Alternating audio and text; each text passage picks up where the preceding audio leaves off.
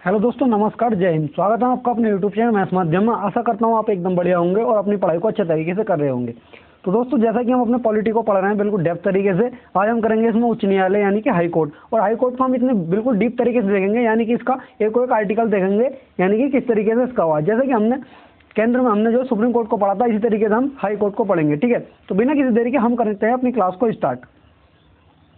तो इसमें हम देखेंगे पहले कि उच्च न्यायालय यानी कि हाई कोर्ट। ठीक है, हाई कोर्ट जो है हमारा किन आर्टिकल से जो है, किस आर्टिकल के अंतर्गत दिया हुआ है। यह हमारा आर्टिकल जो हो जाता है, यह आर्टिकल 214 से और 232 के अंतर्गत हमारा ये उच्च न्यायालय हो जाते हैं। ठीक है, आर्टिकल हमारा 214 में कहा गया है कि प्रत्येक राज्य के लिए एक उच्च न्यायालय होगा। ये यानी कि ये इसका बारे में बताया गया है कि एक न्यायालय जो है स्थापित होगा प्रत्येक राज्य के लिए। और हम ये भी देखेंगे इसमें कि प्रत्येक राज्य में कुछ राज्य ऐसे हैं हमारे केंद्र शासित प्रदेश में कि उनके लिए उनके जो है मतलब जो है उस राज्य में हाई कोर्ट नहीं है, वो दूसरे राज्य के हाई कोर्ट पर निर्भर है। ठीक है, वो भी देखेंगे कितने राज्यों में हमारे। ठीक है, आर्टिकल हमारा आया था इसमें 215। इसमें ये कहा गया है कि प्रत्येक उच्च न्यायालय एक अभिलेख न्यायालय होगा। ठीक है, आगे देखेंगे अगला हमारा आर्टिकल आया था, हम इसमें देखेंगे कि अभिलेख न्यायालय का मतलब क्या होता है। जैसा कि हमने आर्टिकल उसमें हमारा जो है सुप्रीम कोर्ट पढ़ा था, तो उसमें हमने देखा था कि जो हमारा अभिलेख न्यायालय किस तरीके से। अब इसमें देखेंगे हमारा कि हाई कोर्ट में अभिलेख न्यायालय क्या है। तो इसमें हमारा पहला पॉइंट ये दे रखा है कि अभिलेख न्यायालय की सभी शक्तियां हासिल होंगी। ठीक है, जो अभिलेख न्यायालय की शक्ति होती हैं वही इसमें हाई कोर्ट को होंगी। ठीक है, इनमें से एक शक्ति है स्वयं की अवमानना के लिए दंड की शक्ति। ठीक है, इसमें यह है यानी स्वयं की अवमानना, यानी कि इसमें जो है मतलब ये है कि जो स्वयं की अवमानना होगी, यानी कि जो इन्होंने पहले मतलब कोई केस वगैरह किया हो और उसमें मतलब इन्होंने कोई निर्णय वगैरह दिया हो, तो उसकी जो अवमानना की गई है तो उसमें जो है स्वयं को भी ये दंड दे सकते हैं। ठीक है, इसमें दूसरा पॉइंट हमारा कानूनी इतिहास को संभालना। ठीक, इसमें हमारा तीसरा पॉइंट आ जाता है मिसालें कायम करना। अगला पॉइंट है हमारा कि न्यायिक आज़ादी सुनिश्चित करना। ठीक है, और न्यायालय की गरिमा और अधिकारों को बनाए रखना। ठीक है, ये हमारे अभिलेख न्यायालय के मतलब हो जाता है, यानी कि इसका अर्थ ये हो जाता है अभिलेख न्यायालय का। ठीक है, आगे देखेंगे अगला हमारा पॉइंट है इसमें कि भारतीय कानूनी प्रणाली में कानून के शासन को बनाए रखना और न्याय सुनिश्चित करना। दोस्तों, अगर आपने हमारी पिछली क्लास नहीं देखी है तो जो हमने इसकी जो है एक प्लेलिस्ट बना रखी है और जिसका लिंक जो है डिस्क्रिप्शन में हमने दे रखा है, उन क्लासेस को आप कर लेना, और जिससे कि आपको जो कोई पैड वैच खरीदने की जरूरत नहीं होगी और पॉलिटी आप यहाँ से पूरी तरीके से कवर कर लेंगे। ठीक है, बिल्कुल डीप तरीके से दोस्तों इसमें थ्योरी कराई जा रही है। ठीक है, आगे देखेंगे अगला है हमारा अनुच्छेद आया था हमारा आर्टिकल 216। इसमें कहा गया है कि न्यायाधीशों की संख्या, यानी कि न्यायाधीशों की कितनी संख्या होनी चाहिए और इस संख्या को जो कौन निर्धारित करता है। ठीक है, न्यायालय के अंदर। तो इसमें जो है हमारा एक मुख्य न्यायाधीश और जितने राष्ट्रपति नियुक्त करेगा। ठीक है, एक तो हमारे इसमें मुख्य न्यायाधीश होगा और जो हमारे अन्य न्यायाधीश होंगे वो राष्ट्रपति के ऊपर निर्भर करेंगे कि राष्ट्रपति कितने नियुक्त करना चाहेंगे इसमें। लेकिन राष्ट्रपति भी जो स्वयं नियुक्त नहीं करेंगे इसमें, राष्ट्रपति जो करेंगे सुप्रीम कोर्ट के मुख्य न्यायाधीश की सलाह पर नियुक्त करेंगे। ठीक है, जो हमारा हाई कोर्ट होगा उसके अंदर एक हमारा मुख्य न्यायाधीश होगा। मुख्य न्यायाधीश के साथ साथ जो हमारे अन्य न्यायाधीश होंगे उनकी नियुक्ति जो हमारे राष्ट्रपति करेंगे, और राष्ट्रपति जो करेंगे वो सुप्रीम कोर्ट के मुख्य न्यायाधीश यानी कि सीजेआई की चीफ जस्टिस ऑफ इंडिया की जो है सलाह पर नियुक्ति करेंगे। ठीक है, आगे देखेंगे हमारा आगे आया था हमारा आर्टिकल 217। इसमें कहा गया कि न्यायाधीशों की नियुक्ति। उसमें तो हमने जो आर्टिकल हमारा 216 था उसमें देखा था हमने न्यायाधीशों की संख्या। अब इसमें देखेंगे हम न्यायाधीशों की नियुक्ति, यानी कि न्यायाधीशों की नियुक्ति कौन करता है और ये किस प्रकार से होती है हमारे हाई कोर्ट में। ठीक है, इसमें हमारा पॉइंट ये दे रखा है कि उच्च न्यायालय के न्यायाधीशों की नियुक्ति भारत के राष्ट्रपति करते हैं। ठीक है, राष्ट्रपति जो मतलब नियुक्ति तो भारत के राष्ट्रपति के द्वारा की जाती है। ठीक है, इसमें यह है राष्ट्रपति खुद न्यायाधीशों की नियुक्ति नहीं करते हैं। ठीक है, नियुक्ति से पहले राष्ट्रपति को भारत के मुख्य न्यायाधीश और संबंधित राज्य के राज्यपाल से सलाह लेनी होती है। नियुक्ति तो हमारे जो इसमें राज्यपाल मतलब जो राष्ट्रपति करते हैं, लेकिन राष्ट्रपति स्वयं नियुक्ति नहीं करते हैं। पहले राष्ट्रपति जो है सलाह लेनी पड़ती है। एक तो सलाह लेंगे वो हमारे भारत के मुख्य न्यायाधीश से सलाह लेंगे। ठीक है, और जिस राज्य में हाई कोर्ट है उस राज्य के राज्यपाल से सलाह लेनी होती है। ठीक है, आगे देखेंगे हमारा अगला आर्टिकल आया था आर्टिकल 217 का सब क्लोज 2। ठीक है, इसमें आती है हमारे न्यायाधीशों की अर्हताएं, यानी कि न्यायाधीश बनने की जो योग्यताएं हमारी क्या क्या योग्यताएं होनी चाहिए जो हाई कोर्ट का न्यायाधीश बन सके। ठीक है, सबसे पहले तो वह भारत का नागरिक होना चाहिए। ठीक है, अगला पॉइंट हमारा यह है कि वह कम से कम 10 साल तक भारत के क्षेत्र में न्यायिक पद पर रहा हो। इसमें जो हमारा ये पॉइंट है इसमें कहा गया है कि वह कम से कम 10 साल तक भारत में जो है भारत के अंदर किसी भी न्यायिक पद पर उसने काम करा हो 10 साल तक। ठीक है, अगला पॉइंट है हमारा वह कम से कम 10 साल तक किसी उच्च न्यायालय या 2 या ज्यादा ऐसे न्यायालयों का लगातार वकील रहा हो। ठीक है, ये यानी कि ये हमारे या में या तो ये होना चाहिए या फिर ये होना चाहिए, तो वह उसको जो है मतलब हाई कोर्ट का जज उसको जो है नियुक्त कर दिया जाएगा। ठीक है, आगे देखेंगे अगला पॉइंट हमारा, अगला आर्टिकल आ जाता है हमारा आर्टिकल 217 का सब क्लोज 3। दोस्तों हम इसमें जो है हमारे आर्टिकल्स के साथ साथ जो हमारे इनके सब आर्टिकल हैं यानी कि सब क्लोज दे रखे हैं, इनको भी हम कवर करते हुए चल रहे हैं, जिससे कि आपको जो कोई प्रॉब्लम नहीं हो। और दोस्तों आप इतना इजीली दोस्तों हमने थंबनेल पर लिखा है कि इतनी गहराई से पढ़ा नहीं होगा दोस्तों, क्योंकि जो है जो इतनी गहराई से जो है यूट्यूब पर कभी पढ़ाया नहीं गया होगा, शायद ही किसी टीचर ने पढ़ाया हो। ठीक है, ये तो आपको कंटेंट देखकर ही पता चल रहा होगा कि किस लेवल का कंटेंट है। ठीक है, ऐसा आपने अगर पैड बैच लिया हो तो पैड बैच से जो है इस कंटेंट को मिला लेना और आपको पता लग जाएगा कि कंटेंट जो है हमारा किस लेवल का है। ठीक है, बस दोस्तों आपसे रिक्वेस्ट है कि चैनल को जो है दोस्तों ज़्यादा से ज़्यादा शेयर कर देना। ठीक है, तो हमारा इसमें दे रखा है आर्टिकल 217 का सब क्लोज 3। इसमें है कि न्यायाधीश के पद की जो है रिक्ति, यानी कि जो न्यायाधीश के पद की है वो रिक्ति किस प्रकार से हो सकती है, यानी कि उसका पद जो है किस प्रकार से खाली हो सकता है। ठीक है, तो इसमें हमारा पहला पॉइंट ये दे रखा है कि किसी न्यायाधीश का पद तब रिक्त हो जाता है जब राष्ट्रपति उसे उच्चतम न्यायालय का न्यायाधीश नियुक्त करते हैं या उसे भारत के किसी अन्य उच्च न्यायालय में स्थानांतरित कर देते हैं। ठीक है, मान लो कोई व्यक्ति है,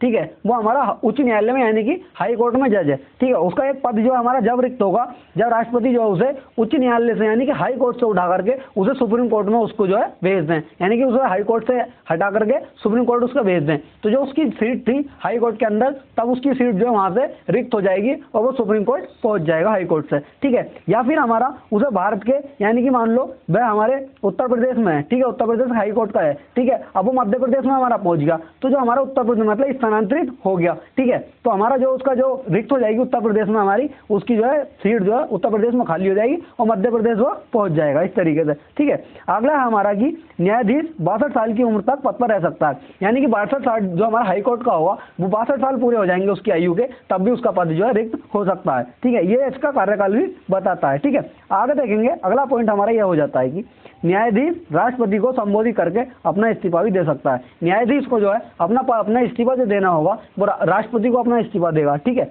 इस्तीफा जो है क्योंकि नियुक्ति जो राष्ट्रपति करना है तो वो अपना इस्तीफा भी जो है राष्ट्रपति को देता है। ठीक है, इससे भी उसका पद जो है रिक्त हो जाएगा। ठीक, अगला पॉइंट है हमारा कि न्यायाधीश को गलत आचरण या भ्रष्टाचार के कारण हटाया जा सकता है। न्यायाधीश को जो हटाया जाएगा वो आचरण और भ्रष्टाचार के कारण ही उसको हटाया जाएगा और उसको जो है जो हम हटाने की जो प्रक्रिया होगी उसको महाभियोग कहा जाता है, इससे भी जो है उसका पद रिक्त हो जाएगा। ठीक है, अगला आर्टिकल आ जाता है हमारा आर्टिकल 218। इसमें यह कहा गया है कि उच्च न्यायालयों की स्वतंत्रता, इसमें जो उच्च न्यायालयों की स्वतंत्रता जो है किस मतलब जो है किस सीमा तक होती है। ठीक है, तो इसमें हमारा ये पहला पॉइंट ये दे रखा है कि यह सुनिश्चित करता है कि उच्च न्यायालयों के पास सर्वोच्च न्यायालयों के समान ही शक्तियां और कार्य हैं, यानी कि जैसा हमारा सर्वोच्च न्यायालय यानी कि सुप्रीम कोर्ट के पास शक्तियां हैं, ठीक है, उसी तरीके से जो हमारे हाई कोर्ट के पास भी शक्तियां हैं। लेकिन इसमें हम ये देखेंगे कि जो हमारा सुप्रीम कोर्ट के पास मतलब कुछ शक्तियां ऐसी हैं जिससे कि हमारे हाई कोर्ट के पास जो है सुप्रीम कोर्ट से ज़्यादा शक्तियां मिली हुई हैं, वो किस क्षेत्र में वो भी हम आगे चल करके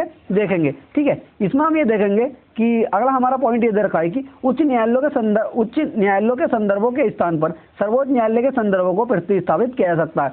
यानी कि इसमें यह है कि जो हम इसको देख सकते हैं यानी कि सर्वोच्च न्यायालय की तरह ही हम उच्च न्यायालयों को देख सकते हैं। जैसा कि मैंने आपको पढ़ाया था सुप्रीम कोर्ट यानी सर्वोच्च न्यायालय बिल्कुल विस्तार से उसमें पढ़ाया था, उसी तरीके से हम इसमें जो है हाई कोर्ट्स को पढ़ेंगे। ठीक है, अगला देखेंगे हमारा आर्टिकल आया था आर्टिकल 219।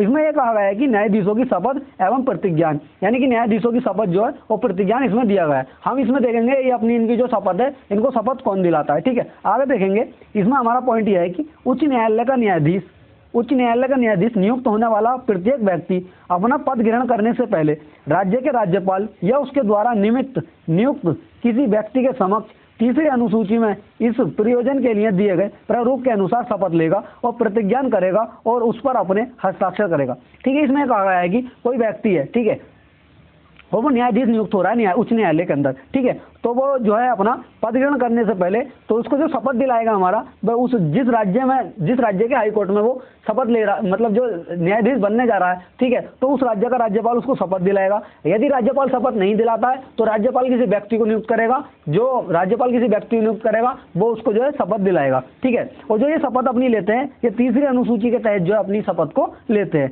ठीक है, आगे देखेंगे अगला हमारा आर्टिकल आया था, आर्टिकल इसमें आया था हमारा 220। ठीक है, इसमें जो है हमारा कोई भी व्यक्ति जो पहले किसी उच्च न्यायालय का स्थायी न्यायाधीश रहा है वह भारत में किसी भी अदालत या प्राधिकारी के सामने दलील या काम नहीं कर सकता।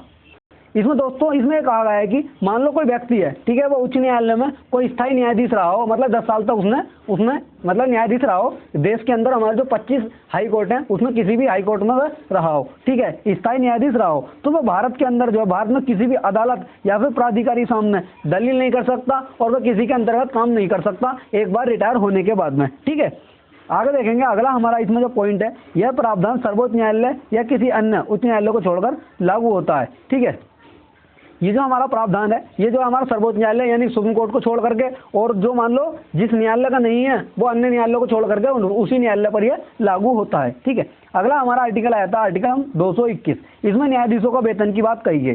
दोस्तों इसमें जो हम सब आर्टिकल्स को कवर करते हुए चल रहे हैं, जैसा कि आपने पिछली जो हमारी पहली क्लास देखी होगी उसमें हमने आर्टिकल 1 से स्टार्ट किया था, आज हम आर्टिकल 221 तक पहुंच गए। और आप अगर कंटिन्यू क्लास ले रहे हैं तो आपने देखा होगा हमने कोई भी आर्टिकल छोड़ा नहीं है, एक को एक आर्टिकल हम करते हुए चल रहे हैं, और जो इनके सब आर्टिकल हैं उनको भी हम कवर करते हुए चल रहे हैं, ठीक है। बस दोस्तों आपसे रिक्वेस्ट ये है कि चैनल को ज़्यादा से ज़्यादा शेयर करना और सब्सक्राइब जरूर करना, ठीक है। और क्लास आपको कैसी लगी उसमें जो है कमेंट में जरूर बताना, ठीक है। और लास्ट तक क्लास में आप जो है बने रहना। इसमें हमारा दो आर्टिकल 221 में कहा गया है कि न्यायाधीशों का वेतन, ठीक है। इसमें यह पहला पॉइंट यह है कि हर उच्च न्यायालय के न्यायाधीशों को वेतन संसद द्वारा बनाए गए कानून के मुताबिक दिया जाता है। जो उच्च न्यायालय के हमारे न्यायाधीश हैं इन्हें जो वेतन दिया जाता है ये संसद द्वारा बनाए गए कानून के मुताबिक दिया जाता है, ठीक है। जब तक संसद कानून नहीं बनाती है तब तक न्यायाधीशों को द्वितीय अनुसूची में बताए गए वेतन के मुताबिक भुगतान किया जाता है, ठीक है। इनका जो है वेतन ये नहीं है कि ये इनको जो है एक फिक्स वेतन है कि इनको इतना ही वेतन दिया जाएगा, फिक्स वेतन नहीं है इनका। जो संसद कानून बनाएगी उस कानून के तहत इनको वेतन दिया जाएगा। यदि संसद ने जो कानून नहीं बनाया तो जो हमारा दूसरी अनुसूची में इन्हें वेतन बताया गया है, ठीक है, दूसरी अनुसूची हमने देखी थी कि वेतन और भत्तों से संबंधित थी, ठीक है, उसके तहत इनको जो है वेतन दिया जाएगा, ठीक है। आगे देखेंगे अगला आर्टिकल आया, जो हमारा अगला पॉइंट आया था, इसमें कहा गया है कि किसी न्यायाधीश के भत्तों, अनुपस्थिति छुट्टी या पेंशन से जुड़े अधिकारों में नियुक्ति के बाद कोई बदलाव नहीं किया जा सकता, ठीक है। उस व्यक्ति की मान लो नियुक्ति हो गई, नियुक्ति होने के बाद में उसके जो भत्ते हैं, अनुपस्थिति छुट्टी हैं और पेंशन से जुड़े जो अधिकार हैं उसके, उनमें कोई बदलाव जो है नहीं किया जाएगा उसकी नियुक्ति के बाद में, ठीक है। अगला हमारा आर्टिकल आया था आर्टिकल हमारा 222, इसमें कहा गया है कि न्यायाधीशों का स्थानांतरण, जो न्यायाधीशों का स्थानांतरण है ये कौन कर सकता है और ये किस प्रकार से इनका स्थानांतरण होगा, इसको हम देखेंगे। इसमें हमारा पहला पॉइंट ये दे रखा है कि न्यायाधीशों का स्थानांतरण राष्ट्रपति के द्वारा किया जाता है, ठीक है। जो हमारा न्यायाधीशों का स्थानांतरण होगा, स्थानांतरण इस तरीके से हो सकता है कि मान लो कोई व्यक्ति जो है हाई कोर्ट, किसी भारत के अंदर जो हमारे 25 हाई कोर्ट है, किसी भी हाई कोर्ट में, ठीक है, वो न्यायाधीश है, तो जो राष्ट्रपति जो है चाहेंगे तो वहां से उसको जो है न्यायाधीश को हाई कोर्ट से उठा करके सुप्रीम कोर्ट में भी भेज सकते हैं, स्थानांतरण वहां कर सकते हैं। या फिर ऐसा कर सकते हैं एक राज्य के हाई कोर्ट से उठा करके उसे दूसरे राज्य के हाई कोर्ट में भेज सकते हैं, और जो ये कार्य किया जाएगा ये राष्ट्रपति के द्वारा किया जाएगा, ठीक है। और ये भारत के मुख्य न्यायाधीश की सलाह पर ही इसको किया जाएगा। राष्ट्रपति ऐसा काम करेंगे, ये सीजेआई यानी चीफ जस्टिस ऑफ इंडिया की सलाह पर इसको करेंगे, ठीक है। अगला आर्टिकल हमारा ये हो जाता है, अगला हमारा पॉइंट इसमें कहा गया है कि 1998 के बाद राष्ट्रपति सुप्रीम कोर्ट के कॉलेजियम, जो हमारा सुप्रीम कोर्ट में कॉलेजियम बना था, सुप्रीम कोर्ट में दोस्तों 1998 के बाद में एक कॉलेजियम बना था, और इस कॉलेजियम में जो हमारे जो व्यक्ति होंगे इस कॉलेजियम के अंदर जो होंगे, एक तो हमारे जो सीजीआई होंगे, वो सीजीआई होंगे एक तो यानी चीफ जस्टिस ऑफ इंडिया, ठीक है, कॉलेजियम के अंदर, और जो हमारे सुप्रीम कोर्ट के 2 वरिष्ठतम न्यायाधीश होंगे वो इसमें शामिल होंगे। यानी कि जो कॉलेजियम होगा ये 3 लोगों का तो हमारे कॉलेजियम अलग हो जाएगा, यानी कि एक तो हमारे सीजीआई हो जाएंगे और 2 सुप्रीम कोर्ट के वरिष्ठतम न्यायाधीश इस कॉलेजियम के अंदर हो जाएंगे, ठीक है। और फिर इनके साथ साथ जो है जिस उच्च न्यायालय में वह न्यायाधीश है, ठीक है, उस न्यायालय का मुख्य न्यायाधीश तथा जिस उच्च न्यायालय में उसका स्थानांतरण हो रहा हो उस उच्च न्यायालय के मुख्य न्यायाधीश की सलाह पर, ठीक है। मान लो जो है राष्ट्रपति 1998 से पहले ऐसे ही उसका स्थानांतरण कर देते थे सीजीआई की सलाह पर, लेकिन 1998 के बाद में इसमें यह बात जोड़ी गई थी कि जो स्थानांतरण होगा, मान लो किसी भी न्यायाधीश का स्थानांतरण होना है, ठीक है, मान लो उसको जो है एक राज्य से उठा करके, मान लो उसको जो है यूपी से उठा करके बिहार के हाई कोर्ट में भेजना है, यूपी के हाई कोर्ट से, ठीक है, जो हमारा इलाहाबाद हाई कोर्ट है उसको जो पटना हाई कोर्ट में भेजना है, तो उसमें जो है हमारा एक तो जो सलाह ली जाएगी, एक तो हमारा सुप्रीम कोर्ट का कॉलेजियम होगा, और कॉलेजियम के मैंने बताया था आपको, एक तो हमारे सीजीआई होंगे और 2 हमारे सुप्रीम कोर्ट के वरिष्ठतम न्यायाधीश होंगे, ठीक है। और इनके साथ साथ मान लो जो उसको यानी कि जो हमारा इलाहाबाद हाई कोर्ट से उसको भेज रहे हैं, तो इलाहाबाद हाई कोर्ट के जो हमारे मुख्य न्यायाधीश होंगे उनकी सलाह ली जाएगी। और मान लो उसको पटना हाई कोर्ट भेजना है, तो पटना हाई कोर्ट के जो हमारे मुख्य न्यायाधीश होंगे उनकी सलाह पर जो है स्थानांतरण होगा। ठीक है, अगर दोस्तों आपको जो है थोड़ा अच्छे तरीके से समझ में आया होगा ये। ठीक है, आगे देखेंगे अगला हमारा पॉइंट इसमें आ जाता है कि स्थानांतरण के बाद उस न्यायाधीश को एक्स्ट्रा वेतन मिलेगा। मान लो जो उस व्यक्ति का स्थानांतरण हुआ है न्यायाधीश का, तो ठीक है, जो उसको कुछ वेतन यहाँ पर जो मान लो वेतन फिक्स था, मान लो उसका 2,50,000 रुपये, तो वहां पर जो दूसरे हाईकोर्ट में जाएगा तो वहां पर जो उसको वेतन मिलेगा बढ़ करके वेतन मिलेगा। ठीक है, आगे देखेंगे अगला पॉइंट है, जहां से जाएगा वहां उसकी सीट जो है रिक्त मानी जाएगी। मान लो वो इलाहाबाद हाईकोर्ट से गया, ठीक है, और वो पटना हाईकोर्ट में आप शिफ्ट हो गया, ठीक है, आपने जो कार्य करेगा वो पटना हाईकोर्ट से करेगा, तो जो इलाहाबाद हाईकोर्ट में उसकी सीट थी वहां से उसकी सीट जो है रिक्त मानी जाएगी उसके स्थानांतरण के बाद में। ठीक है, अगला आर्टिकल आ जाता है हमारा आर्टिकल 223। ये इसमें कहा गया है कि कार्यकारी मुख्य न्यायाधीश की नियुक्ति, जो इसमें कार्यकारी मुख्य न्यायाधीश की नियुक्ति होगी, ये भी देखेंगे हम इसकी नियुक्ति जो क्यों होती है और इसकी नियुक्ति जो कौन करता है। ठीक है, इसमें हमारा पहला पॉइंट ये दे रखा है कि राष्ट्रपति उस न्यायालय के वरिष्ठ न्यायाधीश को नियुक्त करते हैं। जो हमारे कार्यकारी मुख्य न्यायाधीश की नियुक्ति होती है, कार्यकारी मुख्य न्यायाधीश की नियुक्ति इसलिए होती है, मान लो हमारा जो मुख्य न्यायाधीश नहीं है, ठीक है, किसी हाईकोर्ट का जो मुख्य न्यायाधीश नहीं है, मान लो बीमार हो गए या किसी विदेश दौरे पर चले गए, ठीक है, इस तरीके से लीव वगैरह ले ली उन्होंने, तो उसमें जो उनका कार्य करेगा मुख्य न्यायाधीश का, उसकी नियुक्ति जो करेंगे वो हमारे राष्ट्रपति करेंगे। ठीक है, और राष्ट्रपति जो नियुक्ति करेंगे, जो उस उच्च न्यायालय का वरिष्ठतम न्यायाधीश होगा उसको नियुक्त कर दिया जाएगा राष्ट्रपति के द्वारा। ठीक है, आगे देखेंगे अगला हमारा आर्टिकल आ जाता है आर्टिकल हमारा 224। इसमें कहा गया है अतिरिक्त एवं कार्यवाहक न्यायाधीश। जो हमारे अतिरिक्त न्यायाधीशों की नियुक्ति इसलिए होती है, जैसा कि मैंने आपको जो सुप्रीम कोर्ट में बताया था कि मान लो जो है एक्स्ट्रा कार्य हो जाता है, ठीक है, काम काज जो है हमारे न्यायालय के अंदर जो हमारी न्यायपालिका है, इस पर जो कार्य जो हमारे काम काज हैं इस पर जो इसके बाद जो है बढ़ जाते हैं, तो जो अतिरिक्त जो मान लो अतिरिक्त जब काम अतिरिक्त पड़ेगा, ठीक है, तो हमारा काम ज़्यादा होगा, न्यायाधीशों की संख्या हमारी वहाँ पर काम होगी, तो हमें न्यायाधीशों की जरूरत पड़ेगी, तो न्यायाधीशों जो हमारे अतिरिक्त न्यायाधीश होंगे उनकी नियुक्ति कौन करेगा, इसमें हम देखेंगे ये हमारा आर्टिकल 224 इससे संबंधित है। तो इसमें हमारा पहला पॉइंट ये दे रखा है कि यह तदर्थ न्यायाधीश की तरह होते हैं। जो हमारे अतिरिक्त और कार्यवाहक न्यायाधीश होते हैं ये तो तदर्थ न्यायाधीश की तरह होते हैं, जैसा कि मैंने सुप्रीम कोर्ट में बताया था आपको तदर्थ न्यायाधीश की नियुक्ति, ठीक है, ये उसी तरीके से होते हैं, ये हमारे तदर्थ न्यायाधीश की तरह होते हैं। लेकिन उच्च न्यायालय में तदर्थ न्यायाधीश का पद जो है नहीं होता। ये तदर्थ न्यायाधीश जो होता है हमारा सुप्रीम कोर्ट के अंदर होता है, लेकिन ये हमारा हाई कोर्ट के अंदर नहीं होता है। और जो हमारा लेकिन जो कार्य करता है ये हमारा तदर्थ न्यायाधीश की तरह ही कार्य करता है, हमारा कार्यवाहक और जो अतिरिक्त न्यायाधीश होते हैं। ठीक है, इसका अगला पॉइंट है कि इसकी नियुक्ति राष्ट्रपति करता है अधिकतम 2 वर्षों के लिए। जो अतिरिक्त हमारा जो अतिरिक्त हम न्यायाधीश की न्यायाधीश की नियुक्ति होती है, तो इसकी नियुक्ति राष्ट्रपति के द्वारा की जाती है। और जो इसमें वर्ष पूछ लेता हमसे कभी कभी एग्जाम में, ये अधिकतम 2 वर्षों के लिए इसकी नियुक्ति होती है। ठीक है, अगला पॉइंट है हमारा कि जो उच्च न्यायालय का न्यायाधीश बनने की योग्यता रखता हो, ठीक है, उसी व्यक्ति को कार्यवाहक और अतिरिक्त न्यायाधीश की पद पर नियुक्त किया जाएगा जो उच्च न्यायालय का न्यायाधीश बनने की योग्यता रखता हो। जैसा कि मैं इसमें अभी जो आपको यानी कि न्यायाधीशों की अर्हताओं से संबंधित यानी न्यायाधीशों की योग्यताएं मैं अभी पीछे आपको बता करके आया हूँ। ठीक है, वो उसको जो है मतलब न्यायाधीश बनने की योग्यता रखता हो तभी उसको अतिरिक्त एवं कार्यवाहक न्यायाधीश नियुक्त किया जा सकता है। ठीक है, आगे देखेंगे अगला आर्टिकल आता है हमारा आर्टिकल 224 का कै। ठीक है, इसको हम कै भी कह सकते हैं, इंग्लिश में जो है हम इसको ए भी कह सकते हैं। ठीक है, इसमें आर्टिकल हमारा 224 का कै ये कहता है कि सेवानिवृत्त न्यायाधीशों की नियुक्ति। ठीक है, जो हमारे रिटायर्ड न्यायाधीश हो जाते हैं उनकी नियुक्ति किस तरीके से मतलब कौन करता है, इसमें हम देखेंगे। ये था हमने जो है दोस्तों, अगर आपने हमारी जो क्लास है सुप्रीम कोर्ट वाली क्लास यानी कि सर्वोच्च न्यायालय वाली क्लास आपने अगर देखी है और आपने अच्छे से पढ़ रखी है वो, तो आपको जो है यहाँ पर हाई कोर्ट पढ़ने में ज़्यादा प्रॉब्लम नहीं होगी। क्योंकि जो हमारा जो हमने सुप्रीम कोर्ट पढ़ा था वो बड़े लेवल से पढ़ा था, अभी हम वो केंद्र लेवल से था हमारा, और ये हम जो है हमारा ये राज्य के लेवल से पढ़ रहे हैं। ठीक है, इसमें हमारा पहला पॉइंट यह आ जाता है कि उच्च न्यायालय का मुख्य न्यायाधीश जो हमारा सेवानिवृत्त न्यायाधीशों की नियुक्ति होती है, ये हमारा उच्च न्यायालय के मुख्य न्यायाधीश उसकी जो है नियुक्ति करते हैं। यानी कि जिस न्यायालय में उस न्यायाधीश से मान लो जो जिस न्यायालय में उस न्यायाधीश की नियुक्ति होनी है, उस न्यायालय का जो मुख्य न्यायाधीश होगा ये सेवानिवृत्त न्यायाधीशों की नियुक्ति करता है। ठीक है, अगला पॉइंट यह है कि राष्ट्रपति की अनुमति एवं रिटायर्ड न्यायाधीश की अनुमति पर जो हमारा जो उच्च न्यायालय का मुख्य न्यायाधीश जो नियुक्ति करेगा वो स्वयं से अपनी नियुक्ति नहीं, उन व्यक्ति की नियुक्ति नहीं कर देगा, तो उसको जो है पहले राष्ट्रपति की अनुमति और जो रिटायर्ड जज होगा हमारा जो रिटायर्ड न्यायाधीश होगा उसकी पहले अनुमति लेनी पड़ेगी। ठीक है, उसको अगला पॉइंट हमारा यह है कि इसके लिए वही व्यक्ति योग्य होगा जो उच्च न्यायालय का रिटायर्ड न्यायाधीश और अधीनस्थ न्यायालयों का न्यायाधीश हो। ठीक है। इसमें कहा ये हमारा पॉइंट ये है कि जो हमारा जो सेवानिवृत्त न्यायाधीशों की जो नियुक्ति होगी, ठीक है, वही व्यक्ति इसके लिए योग्य होगा जो या तो हमारा उच्च न्यायालय का जो न्यायाधीश है उसके पद से रिटायर हुआ हो, या फिर जो हमारा अधीनस्थ न्यायालय है इनके पद से न्यायाधीश के रिटायर्ड हुआ हो, या फिर वर्तमान में अधीनस्थ न्यायालय में न्यायाधीश हो, ठीक है। आगे देखेंगे अगला हमारा जो आर्टिकल आया था आर्टिकल 225। आर्टिकल 225 जो है हमारा ये उच्च न्यायालय का अधिकार क्षेत्र को दर्शाता है,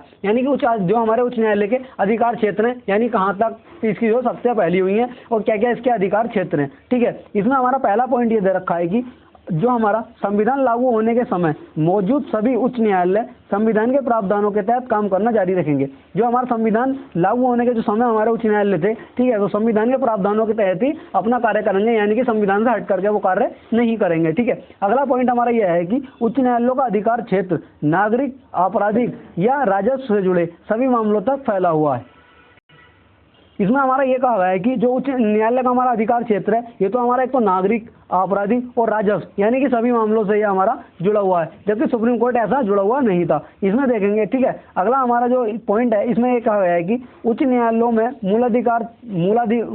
मूल क्षेत्राधिकार और अपीलीय क्षेत्राधिकार दोनों होता है। मूल क्षेत्राधिकार में उच्च न्यायालयों को पहली बार मामलों की सुनवाई करने का अधिकार होता है, ठीक है। वहीं अपीलीय क्षेत्राधिकार में उच्च न्यायालय निचली अदालतों के फैसले की समीक्षा करता है, ठीक है। जो हमारे अपीलीय क्षेत्राधिकार होते हैं इसमें जो मामला पहले होता है वो हमारा अधीनस्थ न्यायालयों में होता है, ठीक है। यानी जो हमारी निचली अदालतें होती हैं जैसे सत्र न्यायालय हो गया, जिला न्यायालय हो गया, ठीक है, इस तरीके से उन जो हमारे सत्र कोर्ट होते हैं ना, सेशन कोर्ट वगैरह, ठीक है, तो वहाँ से मतलब जो हमारे अपीलीय क्षेत्राधिकार होंगे वो वहाँ की मान लो वहाँ से जो हमारा मान लो सेशन कोर्ट है, ठीक है, वहाँ पर कोई फैसला मतलब वहाँ पर कोई केस हुआ, ठीक है, वहाँ पे उसने फैसला सुना दिया, ठीक है। जो हमारा जो हाई कोर्ट होगा हमारा जो उस केस की जो है समीक्षा करेगा, ठीक है। और जो हमारा मूल क्षेत्राधिकार होता है वहाँ पर जो हाई कोर्ट में डायरेक्ट सुनवाई हो जाती है, ठीक है। अगला हमारा आर्टिकल है आर्टिकल हमारा 226। इसमें यह कहा गया है कि उच्च न्यायालय को रिट जारी करने का अधिकार, जैसा कि हमारा आर्टिकल 32 के तहत जो है हमारा जो सुप्रीम कोर्ट था वो 5 प्रकार की रिट जारी करता था, और मैंने 5 प्रकार की रिटें बिल्कुल आपको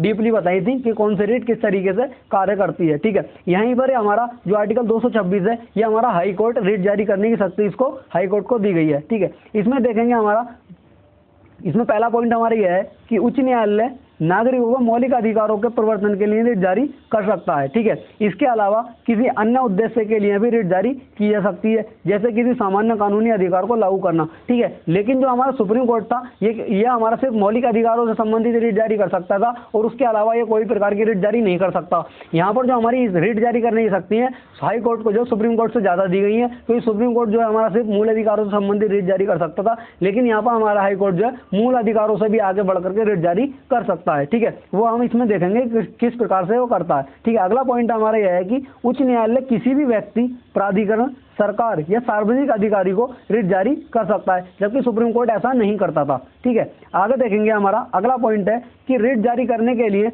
अंतरिम आदेश भी जारी किया जाता है। जो हमारा रिट जारी करने के लिए जो अंतरिम यानी कि जो रिट जारी करने से पहले भी आदेश जारी किया जा सकता है। अगला पॉइंट है हमारा उच्च न्यायालय का अधिकार क्षेत्र सर्वोच्च न्यायालय की तुलना में व्यापक है। जैसा कि मैं आपको बता कर आया हूँ जो हमारा उच्च न्यायालय का अधिकार क्षेत्र है वो सर्वोच्च न्यायालय की तुलना में जो है मतलब व्यापक है, यानी कि बड़ा है, यानी कि सुप्रीम कोर्ट से जो है इसको ज्यादा शक्ति प्राप्त है रिट जारी करने के क्षेत्र में, ठीक है। अगला पॉइंट है हमारा कि सर्वोच्च न्यायालय केवल मौलिक अधिकारों के हनन की स्थिति में ही रिट जारी कर सकता है। सर्वोच्च न्यायालय यानी कि हमारा सुप्रीम कोर्ट जो है सिर्फ जब मौलिक अधिकारों का हनन होगा उससे संबंधित ये रिट जारी कर सकता है, लेकिन हाई कोर्ट जो है हमारा ये किसी भी क्षेत्र में रिट जारी कर सकता है मूल अधिकारों से अलग हट करके, ठीक है। आगे देखेंगे अगला आर्टिकल आ जाता है हमारा आर्टिकल 227। इसमें कहा गया है कि उच्च न्यायालय द्वारा सभी न्यायालयों पर अधीक्षण का अधिकार, ये देखेंगे यानी कि जो अधीक्षण का अधिकार यानी कि जो हमारे उच्च न्यायालय से नीचे के जो हमारे सेशन कोर्ट और हमारे जो डिस्ट्रिक्ट कोर्ट वगैरह होते हैं, ठीक है, उन पर जो है किस प्रकार से ये इसका अधिकार हमारा होता है, ठीक है। तो इसमें हमारा पहला पॉइंट यह है कि उच्च न्यायालयों को उन सभी न्यायालयों और न्यायाधिकरणों पर अधीक्षण का अधिकार है जिनके बारे में यह क्षेत्राधिकार का प्रयोग करता है, ठीक है। यह अधिकार सशस्त्र बलों से जुड़े कानूनों के तहत गठित न्यायालयों और न्यायाधिकरणों को छोड़कर सभी पर लागू होता है। जो हमारे सशस्त्र बल हैं, ठीक है, आर्मी वगैरह हमारी, ठीक है, इनसे इनसे जुड़े जो कानून से, इनके जो कानून है, ठीक है, इनसे संबंधित जो हमारे, ठीक है, जो हमारे न्यायालय गठित है, वो न्यायाधिकरण हमारे, ठीक है, जो गठित किए गए और उनको छोड़ करके ये सभी पर लागू होता है। ठीक है, आगे देखेंगे, अगला हमारा आर्टिकल आता है आर्टिकल 228। इसमें कहा गया है कि कुछ मामलों का उच्च न्यायालय को स्थानांतरण किया जा सकता है, यानी कुछ मामलों का जो है उच्च न्यायालय को स्थानांतरण किया जा सकता है। यह आर्टिकल हमारा 228 कहता है कि यानी कि कुछ मामले हमारे, मान लो, यानी कि जो हमारे सेशन कोर्ट, डिस्ट्रिक्ट कोर्ट है, ठीक है, इनके मामलों को जो है वहां से उठा करके हम सुप्रीम कोर्ट में भी, मतलब जो उसमें हाई कोर्ट में भी स्थानांतरित कर सकते हैं। ये हमारा आर्टिकल 228 इससे संबंधित है। अगला आया था हमारा आर्टिकल 229।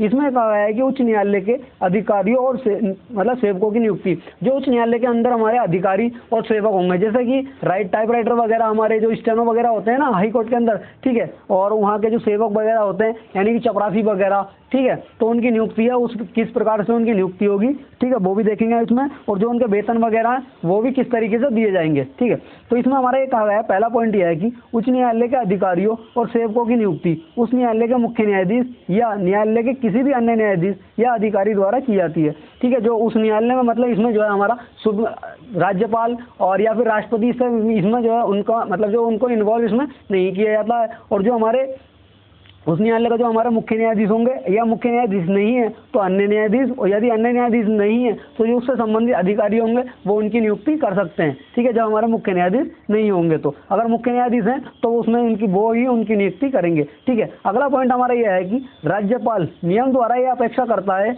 कि पहले से न्यायालय से जुड़े न होने वाले किसी व्यक्ति को न्यायालय से जुड़े पद पर नियुक्त करने से पहले राज्य लोक सेवा आयोग से सलाह ली जाएगी। ठीक है, यदि मान लो कोई व्यक्ति है, ठीक है, वो न्यायालय से जुड़ा हुआ नहीं है, किसी भी, मतलब जो किसी भी न्यायालय से जुड़ा हुआ नहीं है, तो जो उसको नियुक्त करने से पहले हमें जो है पहले राज्य लोक सेवा आयोग से सलाह ली जाएगी, उसके बाद ही उसको जो है नियुक्त किया जाएगा। और जो सलाह जो है, इसका नियम कौन बनाएगा? राज्यपाल के द्वारा जो है इसका नियम बनाया जाता है। ठीक है, अगला देखेंगे हमारा आर्टिकल इसमें 230 आ जाता है। ये हमारा आर्टिकल 230 में कहा गया है कि उच्च न्यायालय की अधिकारिता का संघ राज्य क्षेत्रों पर जो है विस्तार। ठीक है, जो हमारा उच्च न्यायालय की जो अधिकारिता है वो संघ राज्य क्षेत्रों पर, मतलब जो कैसे इसका विस्तार बताया गया है वो देखेंगे, क्योंकि जो हमारे कुछ संघ राज्य क्षेत्र हैं उसमें जो कुछ, मतलब कुछ हमारे जो केंद्र शासित प्रदेश हैं उनमें हमारा हाई कोर्ट नहीं है, वो दूसरे राज्य के हाई कोर्ट पर जो है निर्भर है। ठीक है, हम ये भी देखेंगे कि मतलब जो है किस राज्य में हाई कोर्ट नहीं है और किस केंद्र शासित प्रदेश में हाई कोर्ट हमारा नहीं है। ठीक है, आगे देखेंगे हमारा अगला इसमें जो पॉइंट है, ये कहा गया है कि किसी संसद किसी उच्च न्यायालय के अधिकार क्षेत्र को किसी केंद्र शासित प्रदेश तक बढ़ा सकती है या फिर उससे किसी उच्च न्यायालय के अधिकार क्षेत्र को बाहर कर सकती है। ठीक है, यह संसद को अधिकार दिया गया है कि संसद जो है किसी भी उच्च न्यायालय के अधिकार क्षेत्र को मतलब जो है बढ़ा सकती है, ये संसद को अधिकार दिया गया है। संसद जो है उसके जो है अधिकार को कम भी कर सकती है और वो जो है उसको बढ़ा भी सकती है। ठीक है, अगला पॉइंट हमारा यह है आर्टिकल 231। आर्टिकल 231 में कहा गया है कि 2 या 2 से अधिक राज्यों के लिए एक ही उच्च न्यायालय होगा। आर्टिकल हमारा 231 ये है कि मान लो एक राज्य है, ठीक है, एक राज्य के लिए एक तो हमारा हाई कोर्ट होगा ही, ठीक है, लेकिन हमारा जो इसमें अभी हमारे वर्तमान में हमारे देश के अंदर कितने 25 हाई कोर्ट हैं, लेकिन हमारे जो है 8 तो हमारे केंद्र शासित प्रदेश हो गए और 28 हमारे राज्य हो गए, तो 28 और 8 हमारे कितने होगा 36 हो गए, और हमारे जो हाई कोर्ट ने कितने 25 है। तो हम वो भी देखेंगे मतलब कितने हाई कोर्टों पर जो है हमारे बचे हुए राज्यों केंद्र शासित प्रदेश हैं वो कितने, मतलब जो हमारे एक हाई कोर्ट जो है कितने राज्यों को, केंद्र शासित प्रदेशों को कवर कर रहा है। ठीक है, आगे देखेंगे अगला हमारा इसमें अगला पॉइंट यह है कि 2 या 2 से ज्यादा राज्यों के लिए एक ही उच्च न्यायालय स्थापित किया जा सकता है। संसद कानून बनाकर ऐसा कर सकती है। ऐसा मतलब जो एक राज्य के लिए एक तो होगा ही, लेकिन एक से ज्यादा के लिए जो है एक ही हमारा न्यायालय कार्य कर सकता है, और जो ऐसा कानून बनाएगी संसद, ऐसा कानून बनाएगी। ठीक है, अगला पॉइंट हमारा यह है कि भारत में फिलहाल 25 उच्च न्यायालय हैं, इनमें से 3 सामान्य उच्च न्यायालय हैं। ठीक है, हमारे जो न्यायालय हैं 25 हैं वर्तमान में, और जो सामान्य न्यायालय 3 है, यानी कि 3 जो बाकी और अन्य राज्यों को भी कवर कर रहे हैं। ठीक है, इसमें हम देखेंगे पंजाब और हरियाणा राज्यों के लिए एक उच्च न्यायालय जो चंडीगढ़ में है। हमारा जो पंजाब है और जो हमारा एक तो हमारा पंजाब राज्य हो गया, ठीक है, हरियाणा हो गया हमारा राज्य, ठीक है, और जो इनके उच्च न्यायालय हैं ये चंडीगढ़ के अंदर है, और चंडीगढ़ हमारा जो एक केंद्र शासित प्रदेश है, तो वो चंडीगढ़ को भी कवर कर रहा है और पंजाब को भी कवर कर रहा है और हरियाणा को भी कवर कर रहा है। यानी एक हमारा हाई कोर्ट, और ये चंडीगढ़ हाई कोर्ट जो है हमारा एक है, और वे तीन यानी कि 2 राज्यों को और एक केंद्र शासित प्रदेश को कवर कर रहा है। ठीक है, आगे देखेंगे अगला हमारा आ जाता है, एक हो जाता है हमारा पूर्वोत्तर राज्य में असम, मिजोरम, नागालैंड और अरुणाचल प्रदेश के लिए एक सामान्य उच्च न्यायालय है जो कि गुवाहाटी में स्थित है।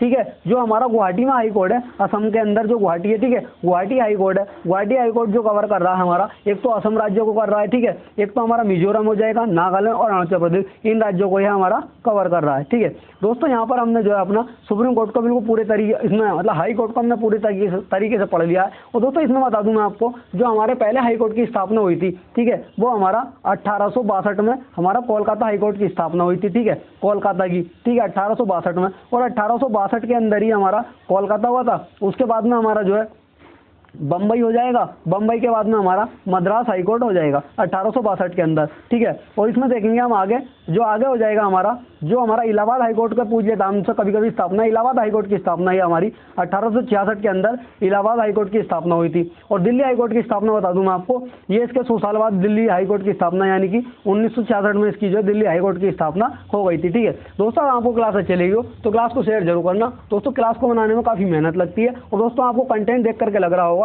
कि यूट्यूब पर इतना मतलब जो है इतना डीप तरीके से आपको बहुत कम ही मिल रहा होगा, क्योंकि यूट्यूब पर जो दोस्तों थोड़ी सी थ्योरी बताई और बाकी उसको छोड़ दिया, और बाकी बच्चे के लिए सस्पेंस छोड़ दिया कि बच्चे को अगर आगे पढ़ना होगा तो हमारा वो पेड बैच लेगा। लेकिन दोस्तों हमने ऐसा नहीं करा, हमने बिल्कुल डीप तरीके से पढ़ा रहे हैं, और एक आर्टिकल हम इसमें कवर करते हुए चल रहे हैं। दोस्तों बस आपसे इतनी ही रिक्वेस्ट है कि आप जो है चैनल को शेयर जरूर करना, और क्लास को आपको जो अच्छी लग रही हो क्लास को जो शेयर जरूर करना। ठीक है, और चैनल को सब्सक्राइब कर लेना। ठीक है, और अगर आपने हमारी पीजी क्लास नहीं देखी है तो उसका लिंक जो है डिस्क्रिप्शन में पूरी प्लेलिस्ट बना रखी है, उस प्लेलिस्ट को आप करते हुए आ जाना, और अभी से नोट्स बनाते हुए चलेंगे तो यूपीएससी वैकेंसी तक आप जो है अपनी थ्योरी को बिल्कुल अच्छे तरीके से पॉलिटी को पढ़ लेंगे, क्योंकि दोस्तों पॉलिटी का बहुत अच्छा वेटेज हमारा रहता है यूपीएससी के अंदर।